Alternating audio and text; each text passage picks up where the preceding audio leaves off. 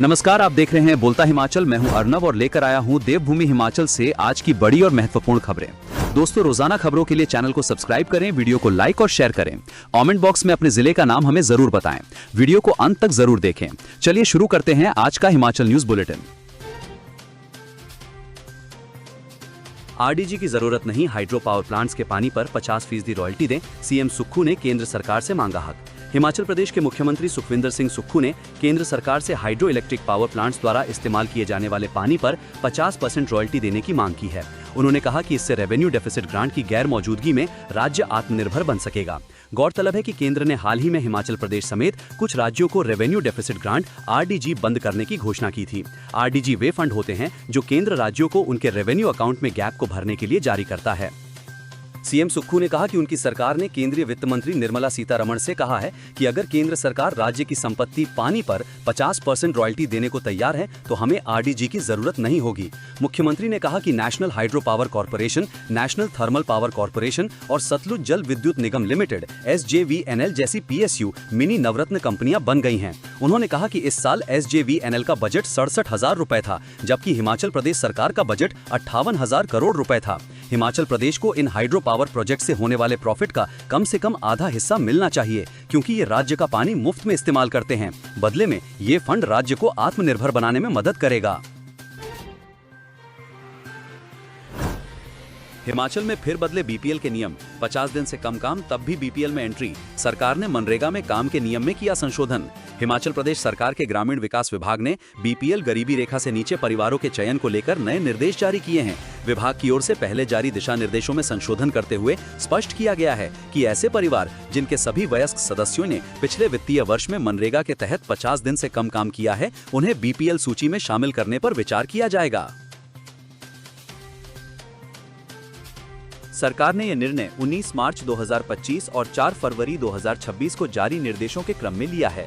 संशोधित आदेश के अनुसार पहले चरण से चौथे चरण तक हुए सर्वे के दौरान प्राप्त आवेदनों पर भी विचार किया जाएगा। साथ ही नए आवेदन 12 मार्च 2026 तक स्वीकार किए जाएंगे। ग्रामीण विकास विभाग ने निर्देश दिए हैं कि प्रक्रिया पूरी होने के बाद 18 मार्च तक खंड स्तरीय समिति द्वारा पात्र परिवारों की पंचायतवार सूची जारी की जाएगी। ये सूची बीपीएल सर्वे के 5वें चरण के रूप में प्रकाशित की जाएगी। सरकार ने यह भी स्पष्ट किया है कि पहले से फेज 1 से फेज 4 के तहत की गई सभी कार्यवाहियां, तैयार की गई सूचियां और लिए गए निर्णय पहले की तरह मान्य रहेंगे। 5वें चरण के लिए संशोधित मानदंडों के आधार पर ही आगे की कार्यवाही की जाएगी। इसके अलावा सत्यापन, अनुमोदन, अपील, अभिलेख संशोधन और समय सीमा से जुड़ी प्रक्रिया पहले जारी अधिसूचनाओं के अनुसार ही पूरी की जाएगी। ग्रामीण विकास विभाग की ओर से यह आदेश सभी प्रशासनिक सचिवों, विभागाध्यक्षों, मंडलायुक्तों और उपायुक्तों को भेज दिया गया है ताकि निर्देशों का सही तरीके से पालन सुनिश्चित किया जा सके। सूचना एवं जनसंपर्क विभाग को भी व्यापक प्रचार प्रसार के निर्देश दिए गए हैं। प्रदेश सरकार के इस फैसले से ऐसे जरूरतमंद परिवारों को राहत मिलने की उम्मीद है जो अब तक बीपीएल सूची से बाहर रह गए थे। हिमाचल पंचायत चुनाव 31 मार्च को जारी होगा फाइनल रोस्टर, तैयारियां शुरू। हिमाचल प्रदेश में पंचायती राज संस्थाओं के चुनावों को लेकर चुनावी बिगुल बजने ही वाला है। सुप्रीम कोर्ट द्वारा 31 मई तक चुनाव प्रक्रिया पूरी करने की समय सीमा तय किए जाने के बाद प्रदेश सरकार ने युद्ध स्तर पर तैयारियां शुरू कर दी हैं। राज्य सरकार ने सभी जिला उपायुक्तों को स्पष्ट दिशा निर्देश जारी किए हैं कि 31 मार्च तक पंचायतों का आरक्षण रोस्टर हर हाल में फाइनल कर दिया जाए। पंचायती राज विभाग द्वारा जारी समय सारणी के अनुसार रोस्टर प्रक्रिया को चरणों में पूरा किया जाएगा। 20 मार्च सभी जिलों में आरक्षण रोस्टर निर्धारण का कार्य शुरू होगा। 30 मार्च प्रक्रिया को अंतिम रूप देकर रिपोर्ट तैयार की जाएगी। 31 मार्च उपायुक्त आधिकारिक तौर पर अपने अपने जिलों का रोस्टर सार्वजनिक करेंगे। 84 नई पंचायतों का बदलेगा समीकरण। प्रदेश में 84 नई पंचायतों के गठन और कई मौजूदा पंचायतों की सीमाओं में बदलाव, पुनर्सीमांकन के कारण इस बार आरक्षण का निर्धारण नए सिरे से होगा। सरकार ने स्पष्ट किया है कि आरक्षण तय करने के लिए अनुसूचित जाति SC, अनुसूचित जनजाति ST और महिला वर्ग की जनसंख्या के नवीनतम आंकड़ों को ही आधार बनाया जाएगा। जैसे ही 31 मार्च को रोस्टर की स्थिति साफ होगी, राज्य निर्वाचन आयोग चुनाव की तारीखों का ऐलान कर सकता है। राजनीतिक गलियारों में चर्चा है कि अप्रैल के मध्य तक चुनावी अधिसूचना जारी हो सकती है। हिमाचल प्रदेश के पंचायती राज मंत्री अनिरुद्ध सिंह ने कहा, हमने सभी जिलों को 31 मार्च तक आरक्षण रोस्टर फाइनल करने के निर्देश दे दिए हैं। नई पंचायतों के गठन के बाद ये प्रक्रिया बहुत महत्वपूर्ण है और इसे पूरी पारदर्शिता के साथ समय सीमा के भीतर पूरा किया जाएगा।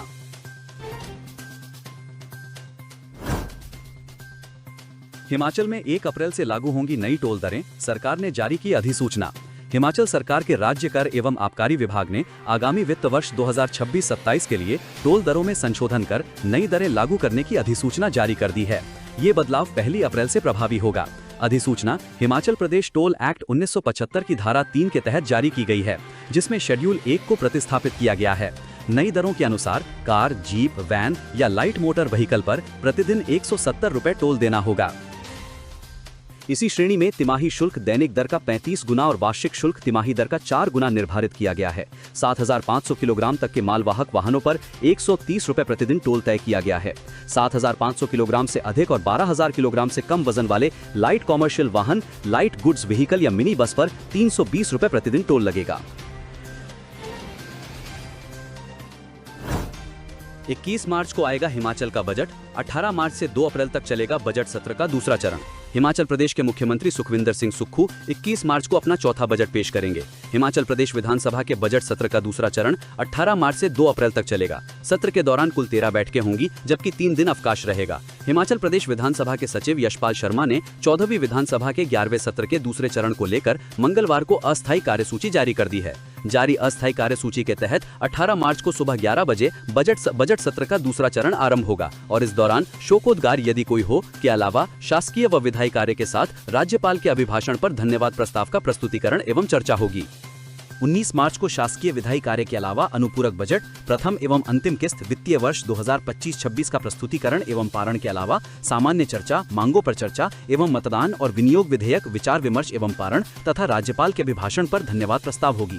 20 मार्च को भी शासकीय विधायी कार्य के अलावा राज्यपाल के अभिभाषण पर धन्यवाद प्रस्ताव चर्चा एवं पारण होगा। सिद्ध चलेहड़ में एचआरटीसी बस और कार में टक्कर, 5 लोग घायल। हिमाचल प्रदेश के ऊना जिले के अंब के सिद्ध चलेहड़ में एचआरटीसी बस और कार की टक्कर में 5 लोग गंभीर रूप से घायल हो गए। ये सभी लोग बहढोंटा में एक शोक सभा में शामिल होकर कार से घर के लिए लौट रहे थे। मुबारकपुर भरवाई मार्ग पर बुधवार दोपहर बाद ये हादसा उस समय हुआ जब भरवाई की तरफ जा रही हिमाचल पथ परिवहन निगम की बस की सामने से आ रही मारुति कार के साथ जोरदार टक्कर हो गई। टक्कर इतनी भीषण थी कि कार में सवार सभी 5 लोग बुरी तरह जख्मी हो गए। घायलों की पहचान थड़ा निवासी उषा देवी, मनभरी, एकता देवी, रवि कुमार और चालक अनिल कुमार के रूप में हुई है। दुर्घटना के तुरंत बाद स्थानीय लोगों की मदद से सभी घायलों को उपचार के लिए सिविल अस्पताल अंब ले जाया गया। पुलिस भी सूचना मिलते ही मौके पर पहुंच गई और मामले की छानबीन शुरू कर दी। एसडीपीओ अंब अनिल पटियाल ने बताया कि पुलिस इस सड़क हादसे के कारणों की जाँच कर रही है और घायलों का अस्पताल में इलाज चल रहा है।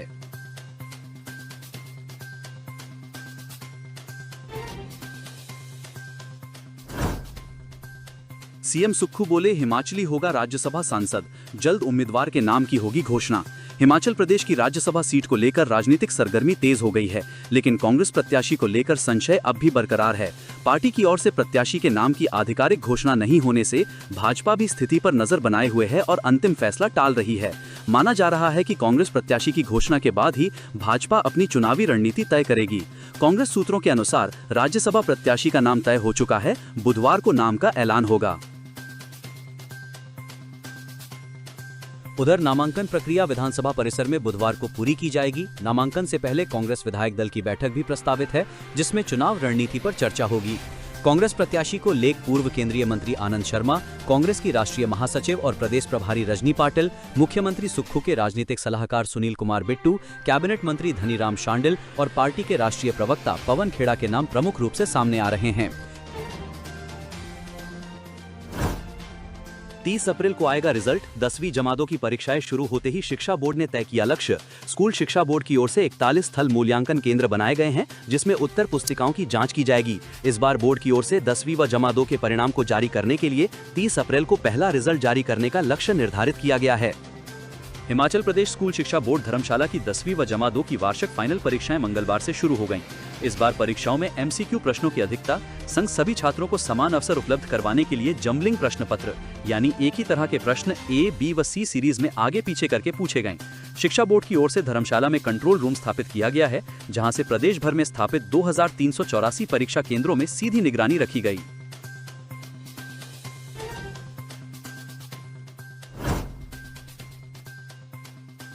जमीनी सौदों की जांच को राजस्व विभाग से मांगा रिकॉर्ड। भूमि के लेन देन, धारा 118 के उल्लंघन की छानबीन करेगी एसआईटी। जमीनी सौदों की जांच के लिए पुलिस की एसआईटी ने राजस्व विभाग से रिकॉर्ड मांगा है। राजस्व विभाग से रिकॉर्ड मिलने के बाद पुलिस की एसआईटी बेनामी लेन देन और धारा 118 के उल्लंघन की जांच करेगी। एसआईटी ने मामले की जांच को लेकर रिकॉर्ड एकत्रित करने की प्रक्रिया शुरू कर दी है। गगल एयरपोर्ट और गगरेट के आसपास हुए कथित बेनामी जमीन के लेन देन और संदिग्ध सौदों की जांच के लिए हिमाचल प्रदेश पुलिस मुख्यालय द्वारा एसआईटी का गठन किया गया है। एसआईटी में डीआईजी सौम्या सांबशिवन को अध्यक्ष, एसपी सीडब्ल्यूओ पुलिस मुख्यालय रमन शर्मा को सदस्य, डीएसपी प्रताप ठाकुर, छठी आईआरबीएन को सदस्य, निरीक्षक कमलेश, साइबर क्राइम धर्मशाला को सदस्य बनाया गया है। एसआईटी संदिग्ध बेनामी स्वामित्व, अनियमित भूमि लेन देन और भूमि अधिग्रहण व हस्तांतरण से जुड़े कानूनी प्रावधानों के दुरुपयोग की जाँच करेगी। ये जांच Himachal Pradesh tenancy and land reforms act 1972 की धारा 118 के तहत भूमि खरीद फरोख्त में संभावित अनियमितताओं को लेकर की जाएगी। आदेश में कहा गया है कि सरकार को विश्वसनीय सूचनाएं और सामग्री प्राप्त हुई हैं, जिनसे संकेत मिलता है कि कुछ क्षेत्रों में, विशेषकर जहां विकास परियोजनाओं के लिए जमीन खरीदी या अधिग्रहित की जा रही है, वहां बेनामी स्वामित्व और संदिग्ध लेन देन हुए हैं।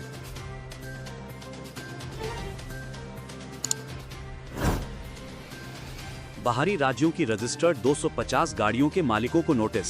बिलासपुर सदर आरएलए ब्रांच में वाहन पंजीकरण में सामने आए कथित फर्जीवाड़े में जांच के लिए एसडीएम की अध्यक्षता में गठित कमेटी ने 2025-26 में रजिस्टर्ड बाहरी गाड़ियों की जांच रिपोर्ट तैयार की है।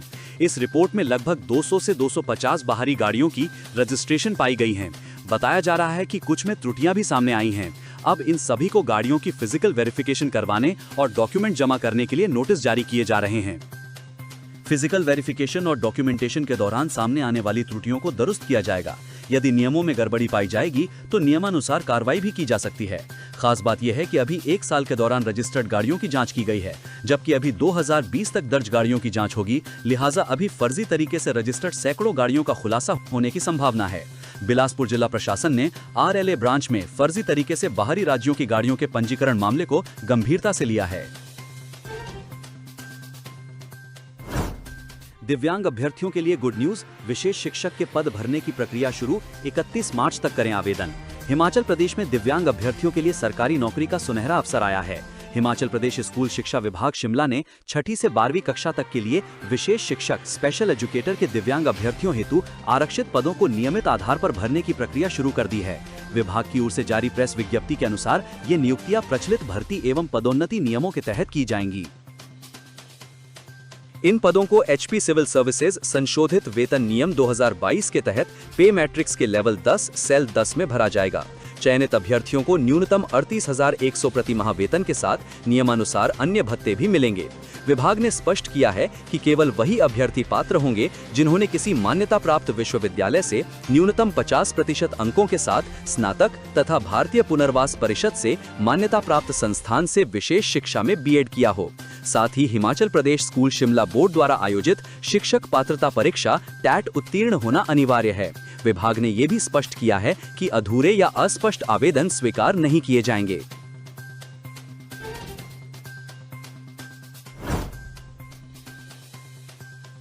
हमीरपुर पुलिस की बड़ी कार्रवाई, 15.24 ग्राम चिट्टे के साथ तस्कर गिरफ्तार।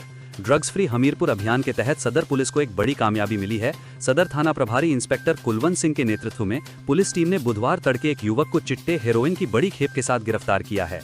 आरोपी की पहचान शशिकांत 24 पुत्र कृष्ण शर्मा निवासी भाटी डाकघर स्वाहल जिला हमीरपुर के रूप में हुई है।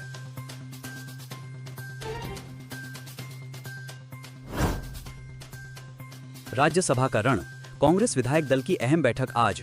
हिमाचल प्रदेश में कांग्रेस विधायक दल की बैठक 5 मार्च को बुलाई गई है, जो राज्य की एकमात्र राज्यसभा सीट के चुनाव के लिए नामांकन दाखिल करने का अंतिम दिन है।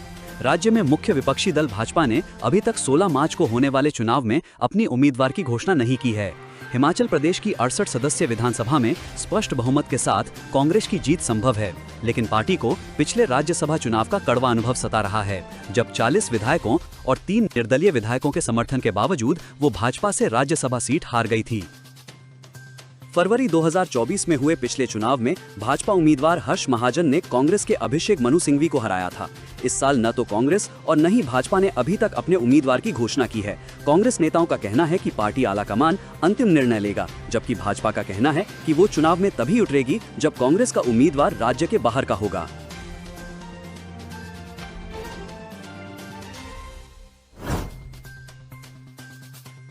अग्निवीर भर्ती लिखित परीक्षा में उत्तीर्ण उम्मीदवारों को जारी किए एडमिट कार्ड वेबसाइट से कर सकेंगे डाउनलोड। अग्निपथ योजना के तहत अग्निवीर भर्ती के लिए हुए लिखित परीक्षा में उत्तीर्ण उम्मीदवारों के एडमिट कार्ड जारी कर दिए हैं। अभ्यर्थी प्रवेश पत्र joinindianarmy.nic.in वेबसाइट से डाउनलोड कर सकते हैं। सेना भर्ती कार्यालय मंडी के भर्ती निदेशक कर्नल गौतम निशांत ने बताया कि सभी सफल उम्मीदवार पंजीकृत ईमेल या भारतीय सेना की वेबसाइट पर लॉगिन कर एडमिट कार्ड ले सकते हैं।